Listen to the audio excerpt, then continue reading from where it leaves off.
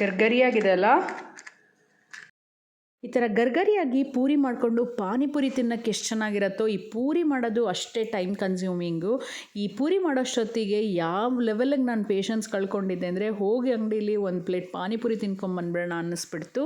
ಈ ಪೂರಿ ಮಾಡೋದಕ್ಕೆ ಏನೇನು ಇಂಗ್ರೀಡಿಯೆಂಟ್ಸ್ ಹಾಕಿದ್ದೀನಿ ಅನ್ನೋದನ್ನು ನಾನು ಡಿಸ್ಕ್ರಿಪ್ಷನಲ್ಲಿ ಮೆನ್ಷನ್ ಮಾಡಿರ್ತೀನಿ. ಟ್ರೈ ಮಾಡಿ, ನಿಜವಾಗ್ಲೂ ಚೆನ್ನಾಗಿ ಅನಿಸುತ್ತೆ ಮನೆಯಲ್ಲೇ ಪೂರಿ ಮಾಡ್ಕೊಂಡು ಪಾನಿಪುರಿ ತಿನ್ನೋದಕ್ಕೆ. ಪೂರಿ ಆದಮೇಲೆ ನೆಕ್ಸ್ಟು ಪಾನಿ ಮಾಡ್ಕೊಳ್ಳೋದಕ್ಕೆ 1 ಕಪ್ ಆಗೋಷ್ಟು ಪುದೀನ, ಅರ್ಧ ಕಪ್ಪು ಕೊತ್ತಂಬರಿ ಸೊಪ್ಪು, ಹಸಿಮೆಣಸಿನ್ಕಾಯಿ, ಶುಂಠಿ ಹಾಕಿ ಸ್ವಲ್ಪ ನೀರು ಹಾಕಿ ರುಬ್ಕೊಂಡು, ಒಂದು ಪಾತ್ರೆಯಲ್ಲಿ 5 ಕಪ್ ಆಗುವಷ್ಟು ನೀರಿಗೆ ಈ ರುಬ್ಬಿರೋ ಮಸಾಲೆ, ಐಸ್ ಕ್ಯೂಬ್ಸು, ಹಾಗೆ 3 ಸ್ಪೂನ್ ಆಗುವಷ್ಟು panipuri masala, 1 spoon table salt, ಹಾಗೆಯೇ 1 ಸ್ಪೂನ್ ಬ್ಲ್ಯಾಕ್ ಸಾಲ್ಟ್ ಹಾಕಿ ನಿಂಬೆಹಣ್ಣು ಹಾಕಿದ್ರೆ ಪಾನಿ ರೆಡಿ ಆಗುತ್ತೆ. ಬೇಯಿಸಿಟ್ಕೊಂಡಿರೋಂಥ ಆಲೂಗಡ್ಡೆಗೆ ಬೇಯಿಸಿರೋ ಬಟಾಣಿ, ಅಚ್ಕಾರದ ಪುಡಿ, ಉಪ್ಪು ಹಾಕಿದ್ರೆ ಆಲೂಗಡ್ಡೆ ಫಿಲ್ಲಿಂಗು ರೆಡಿ ಆಗುತ್ತೆ.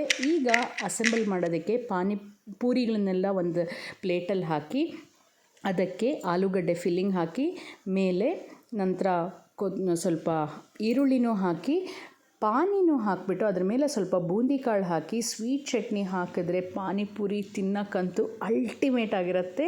ಮನೆಯಲ್ಲಿ ನೀವು ಒಂದು ಸರಿ ಟ್ರೈ ಮಾಡಿ.